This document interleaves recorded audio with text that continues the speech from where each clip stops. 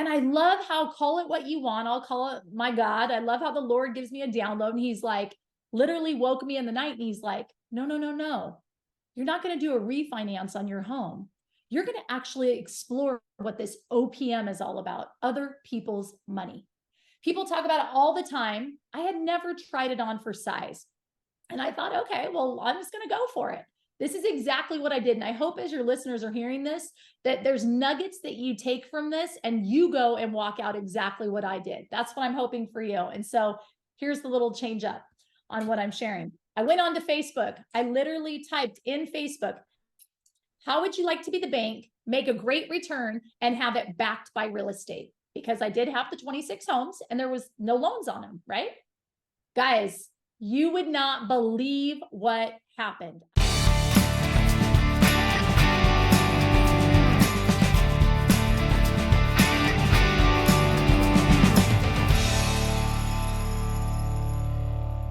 Hey, what's up, all my real estate peeps on the Why Not Real Estate podcast? My name is Brian Lucier. I'm your host, and I want to welcome you to another one of our editions of Why Not Real Estate.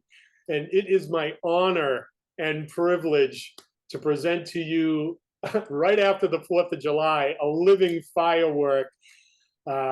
She is one of the co-founders of Quattro Capital.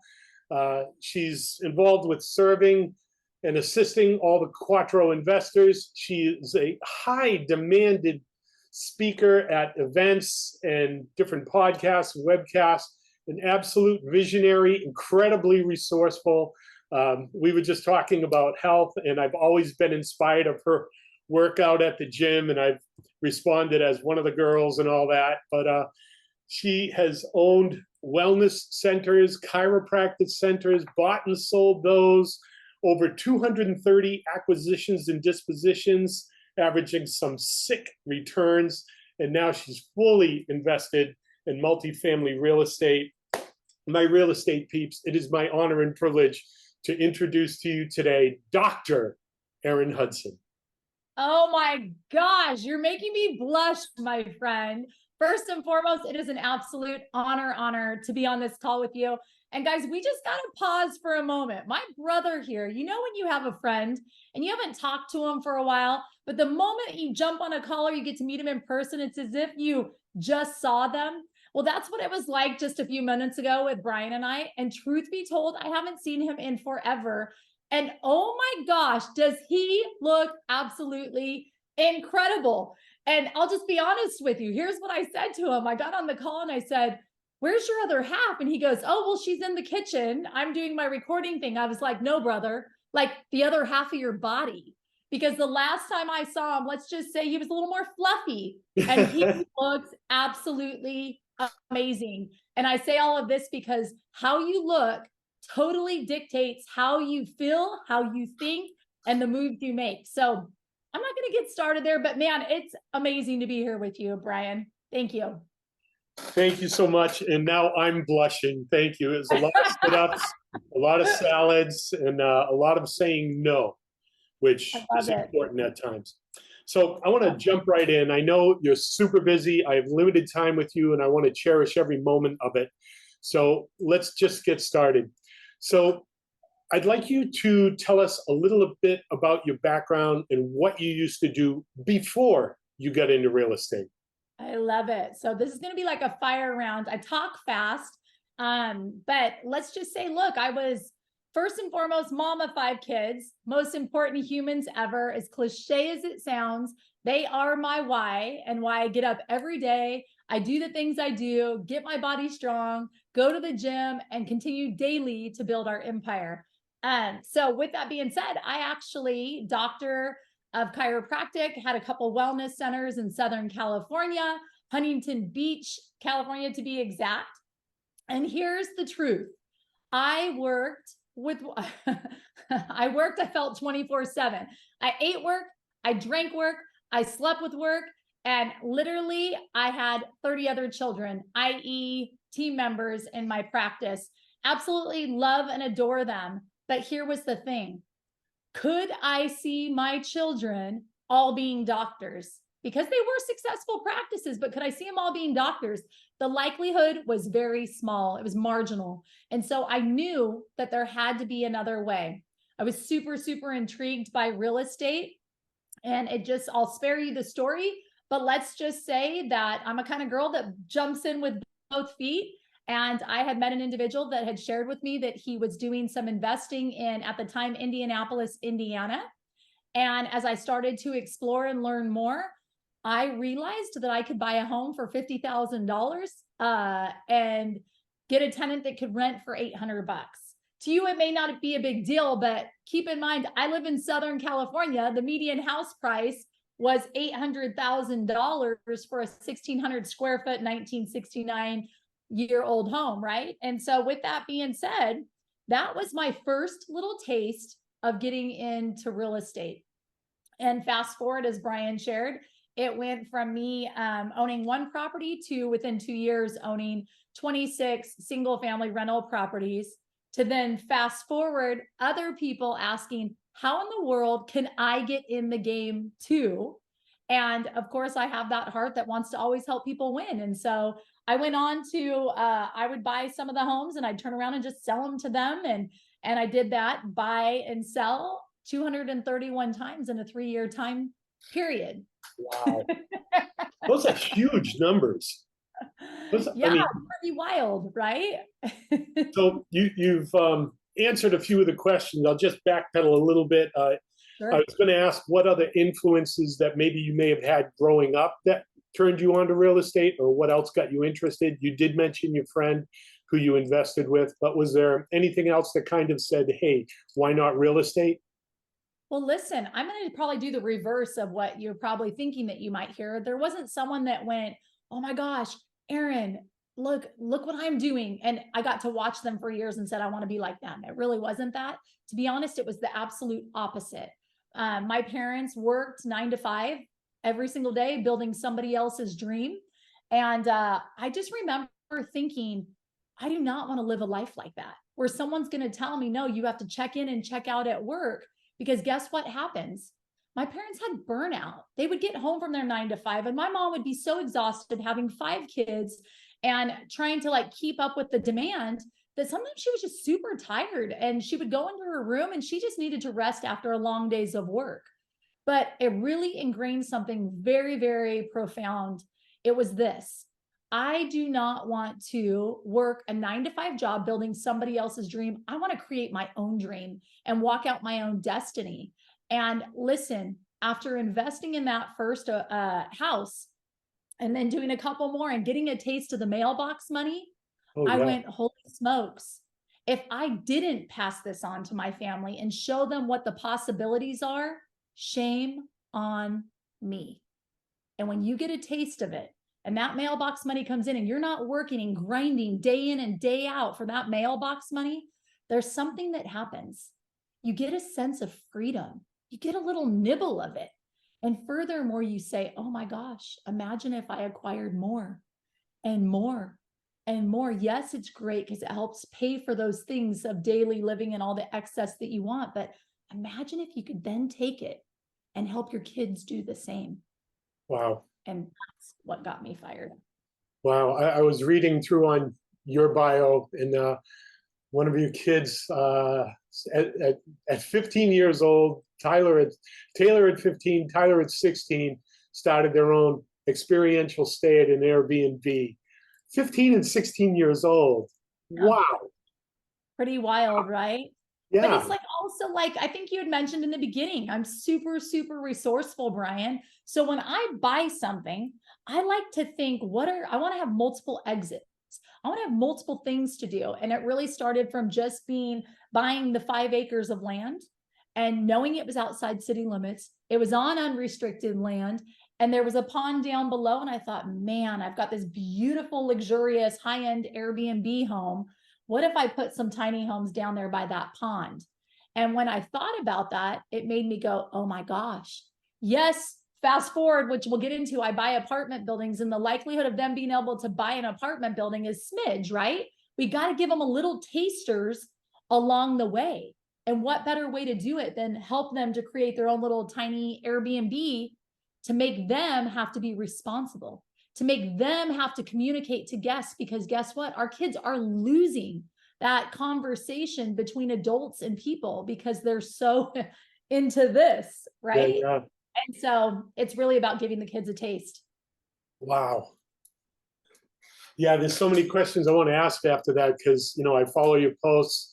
I see the shipping container Airbnbs and what you've done with that, and I'm just blown away. It's like, wow, that's a shipping container, and it looks like this luxury resort. I mean, so many things I want to ask. You've answered a lot of it. This is your show. You get to ask whatever you want. That's the most beautiful part about it. You're doing a great job. You're like answering all the questions before I ask them. So thanks. I was going to ask why real estate, but you already addressed and answered that. So I'm going to do a little time machine on you here. Okay. If you could go back in time and give yourself advice, or what advice would you give to someone starting today? What kind of roadmap would you give someone or yourself back then? Yes. My kids are probably tired of this, but I always tell them, whatever you want, you can have. Whatever you want, you can have. It's all going to go back to how bad do you really want it? Okay, let's stay within parameters. Don't get crazy on me, but truly, whatever you feel like I always wanted to own apartment buildings. I always wanted to have this real estate empire, but I felt like it was so far out of touch because I was just a medium regular family. I just told you my parents worked 9 to 5 building somebody else's dream. And so it wasn't like I had the plush fed with a silver spoon, right? And so don't let that trip you up. Even if you don't feel like you were dealt the right cards, if you want something bad enough, there's always a way to go work the plan and figure out how you can have whatever it is that you desire. And that will get me into some resources and things that will start changing your train of thought to make the impossible become absolutely possible. So it really is about your desire and your level, because the truth is there's people all around you that have the most beautiful skills ever that maybe would complement yours, even though maybe you don't have them. You just got to start thinking differently. Wow. So turning impossible to I am possible. Yeah, or it is possible, right? You just got to work the plan of what do you need in order to make that happen. And I could give example after example after example, Brian, as we dig in here. I do want to circle back how you flipped the answer around. Like everyone always answers, oh, this person inspired me, that person inspired me. But you being able to focus in, okay, this is not what I want, and going 180 degrees in the other direction, that is powerful, because I think more people out there are like, I hate my life. I don't want this. I want something better for myself. Sure. I'm really glad that you were able to spin that around back. So that was cool. Sure. I'm going to go into a little bit of a deep dive here now. We're doing really good on time, so I want to thank you for that. I'm going to ask you, what was one of the best deals that you've ever done that stands out in your mind that's like, wow, that was something? Yeah, no, fantastic. So I'll try and shore it up quick, but I would say that I'm pressed to share this with you. I've got this apartment building. It was the first deal that Quattro Capital ever purchased. And the reason I'm going to share this with you is because I feel like a lot of people that get in this space and place, they say, I don't have the money. There's no way I could do it. So when I say think outside the box, it's going to be a perfect example of think outside the box. So Quattro Capital came together. I've got 4 other partners, brilliant, strategic individuals that I am absolutely blessed to do business and life with. But when we took down this first apartment building, I said, look, we all agreed, let's try each other on for size. Let's take down this apartment together and let's actually bring our own money per se, instead of going and syndicating it and getting a bunch of investors and so on and so forth. We wanted to make sure that we had some mojo together. So with that being said, in order for me to come in as a 20% owner of this apartment building, I had to bring $300,000 to the table. Mind you, I just told you that I owned 26 single family rental properties. I was a little bit foolish because I was not maximizing and leveraging like probably I should have, but that's okay.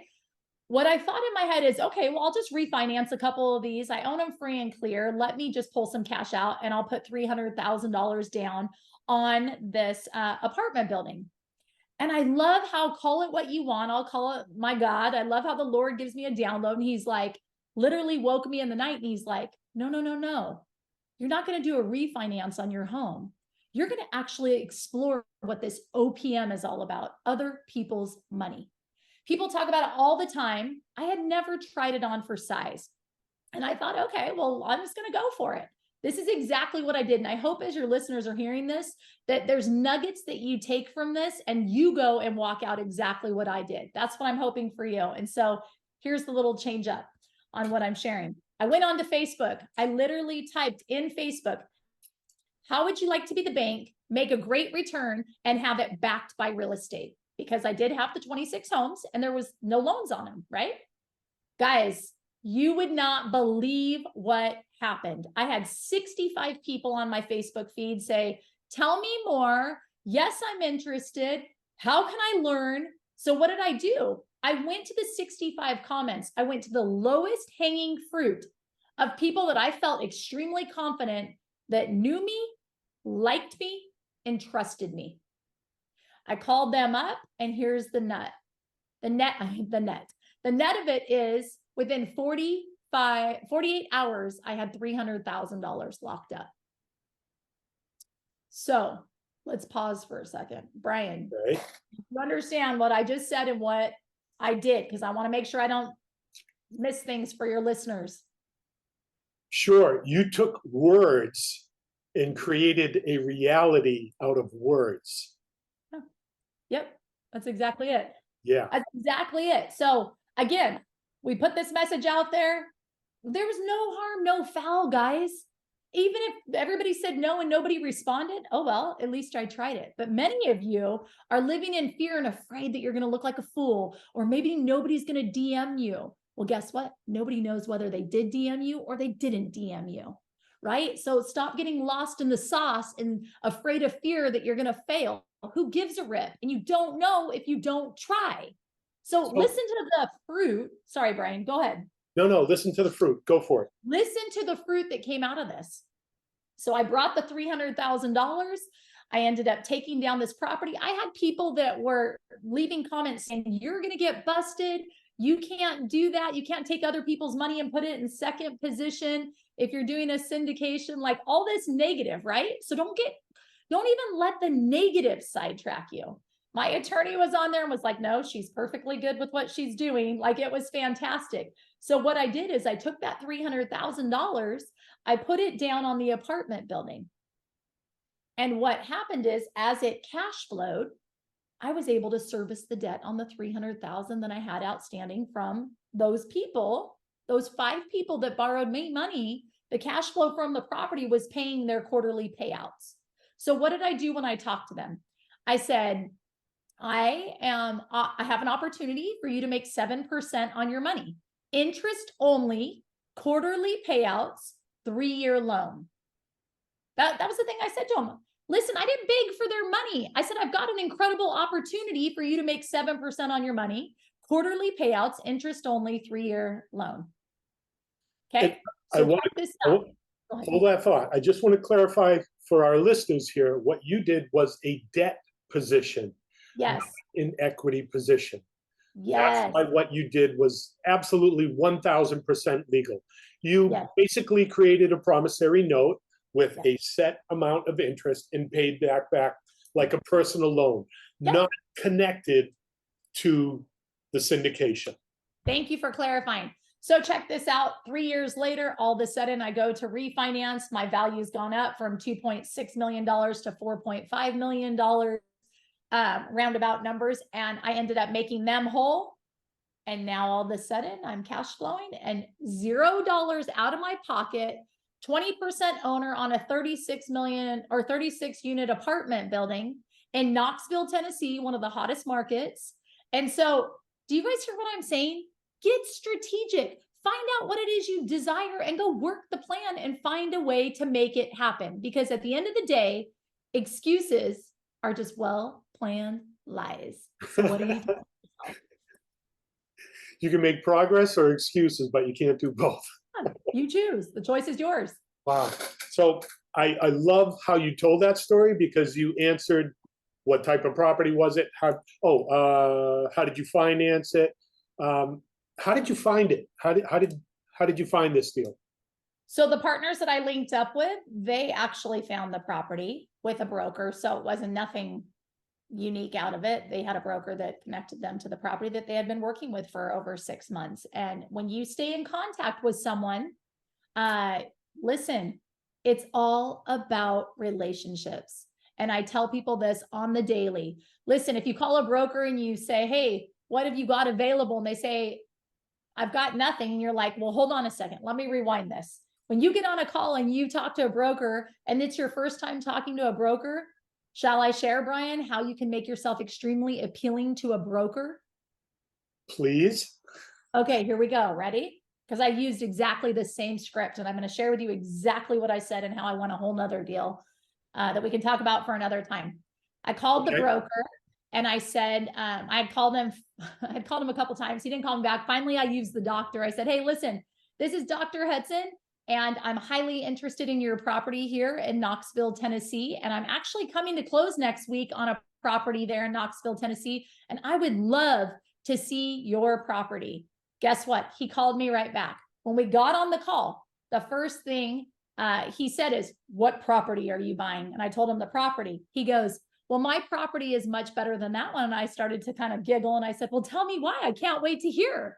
And he says, well, because mine is one building and yours is 3 different buildings. I'm very familiar with that property. I said, listen, I just recently closed on this 100+ deal in Houston, Texas, and we're highly interested in increasing our footprint here. And we've got a heck of a lot of money to deploy right now. And I'm just curious, I see this one, it's only a 35 unit. Have you got any others perhaps that you've got available? His response was, well, as a matter of fact, I do. I've got 5 other buildings, but let's just work on the relationship and let's build some trust here. And then maybe we can connect here in the future. Let's just say by the time I was done in 10 minutes, after I got off that call, I had all 5 of the properties in my inbox. Why?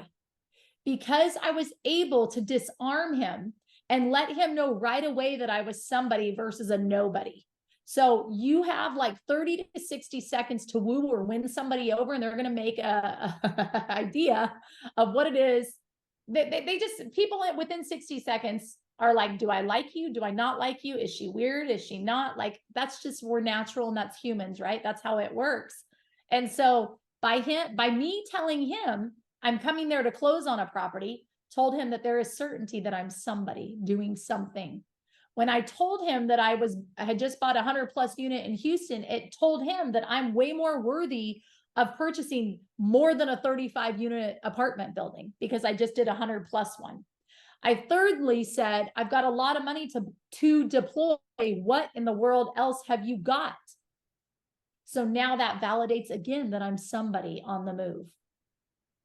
Does that make sense? This broker, guys, ended up being the owner of owns a huge real estate empire for years and years and years. He built many of the apartment buildings. So you never know who you're connecting with. Never. That was fascinating. You hit all the right buttons too. Build a relationship. Yeah. People like to do business with people they like, people they trust. You gave yourself instant credibility, probably in about 30 seconds. And you like you said, you disarmed him. Have you got other properties? It's like, okay, you've got the best property in the world. Have you got other ones? And you just rolled it out. People are tired. They don't have the time of day. They're going to make a decision within 30 seconds, whether they want to continue on the conversation or you're not worth their time. So you have that window of time to woo them. Make somebody feel special and important. The other thing that you can say to them is right when you get on a call, you can say, hey, Bob, I've seen your billboards all over whatever. My goodness, you are the top-notch guy in the town. I'm so glad that I'm linking up with you right now. What in the world have you got available? Because I'm looking to make some massive moves. And then you go back to, I just closed on this 100+ unit in whatever the other city. And really, we're looking to increase our footprint here. And then he goes, I don't have anything right now. Well, that's okay. Are you good if I follow up with you? No, you say, he goes, I don't have anything right now. And you say, well, what have you got on the horizon? And then you shut up and you let him talk. And he may say, well, I don't have anything. Well, you say, well, that's perfect. Listen, since you're the man in this town that is making deals happen, I would love to stay in contact with you. Would you mind if I reach out next week? Next week? Yeah, well, listen, I want to stay in contact. I want to start to water the relationship. Let's go do some big things together. And then the last thing is you bring your energy and your A game. People don't want to hang out with people that are deflated and suck energy. They want life bringing people that get them excited and high on life to go do business and enjoy it. Oh, that's you. That is so you. You're like 4th of July final finale there. You're just boom, boom, boom. Oh, you're sweet. Well, I know we're getting close here, so I want to move on. And that was gold, absolute solid gold. Thank you. So what was one of the biggest hurdles you had to overcome as an investor, and how did you solve it? Oh, geez. The biggest hurdles we had to overcome, we were in Tennessee buying a 3-pack portfolio apartment building. It was literally, this was in 2021, and 2020, I apologize, 2020. And it was 12 days before closing. And all of a sudden we got that message from the lender that said, we are pulling out and we are no longer moving forward on this property. Oh. And we almost died because we had a few $100,000 in there as earnest money. And that's when all the banks were starting to shut down. Now we've had it happen a couple times, but warriors are made out of hard times, guys. Warriors are made out of hard times. And so I will never forget, for 12 days, we were fearlessly on calls, every single one of the partners from morning till night on calls with different lenders. And it just was getting worse and worse and worse. Predatory lender after predatory lender. And we finally said the last day, it was 12 o'clock, midnight. And we said, let's give it one more day before we pull out and throw in the towel. And, you know, again, Lord does crazy stuff. Sometimes we are tested to see if we're going to push through the hard or if we're going to be weenies that give up and throw in the towel. We truly gave everything we could give. And the next day we got connected with a CDFI lender. Is that right? Anyways, it's a developmental lender that where things are pushing out and moving in the right direction. They want to come in and they want to help redevelop an area. Okay. This happened to be within that area. And they gave us lending terms that were better than what we first initially had, because we went from, I want to say we were at 5% and it went all the way up to like 12.5% with the predatory lenders. So we ended up coming in and the rate was unreal, below 4%. And so that was an extremely hard time, and then be able to take down. And so I just want to tell you, if you're going through some of that hard stuff, stay the course. Stay strong, explore everything, talk to multiple and many resources, put a post on Facebook. Have you ever had this happen? And get people's advice and people's feedback, because we're not meant to do life on our own, especially when it's challenging. Man, when you smile, the room just glows. Oh, wonderful. Good. Could you find me my king and let him know that too? My dad always used to tell me, if you want your wife to treat you like a king, you must first treat her like a queen. Oh, nice. My dad was a smart guy. So, I know we're a couple minutes over here, so I cannot thank you enough. Last couple questions. Was there a book or podcast or some resource that made the biggest impact in your career as a real estate investor? I would tell you there's a lot of good real estate books, but one that that has been super pivotal for me is Who Not How by Dan Sullivan. Yes. Love that book. Book on the shelf. Yes, listen. And for those of you that are listening, you're like, what the heck is that book about? For a quickie, it's really about putting who's in their place that know how to get things done and get us to the goal in which we're looking to achieve. Because we all have things that we procrastinate and that we don't want to do in life. So guess what? You have no business doing them. hire the person that knows how, that's their greatest strength, even though it's your greatest weakness. Right. You become Yeah. somebody's who for their how. Yeah, exactly it. So how do I have 5 different income streams? Because I put the who's in the place that know how to do it, so I don't get lost in the sauce. Same thing with Virgin, what's his name? Richard Branson. Yeah, He's Virgin built Airlines. 150 companies. Do you think the guy is maxed out, tapped out on his bandwidth? He sure as hell is, but guess what? He puts the right people, the who's in the place that know how. So listen, you don't have to go reinvent yourself. Just do what the masters and the mentors out there are doing. And that book will show you exactly how to do just that. Is there a second book? Oh, yes. Buy Back Your Time with Dan Martell. Can you I tell have I'm not on heard this something, one. you guys? I'm on to something. I'm telling you, your time is precious. You are precious. Do you treat yourself like gold and that you deserve the best of the best? Start walking it out and put other people in their place, in the place that's going to lighten your load, so that you really are enjoying life and enjoying the freedoms that we all have, doing the things that you desire to do. And buy back your time. And if you put the right people in those places from the previous book, you're truly going to get to walk out an extraordinary life that others would die for, because you've set it up strategically in the right fashion. Fantastic. Fantastic. Can't thank you enough. So Yeah. what's next for you? And why not get started on it today?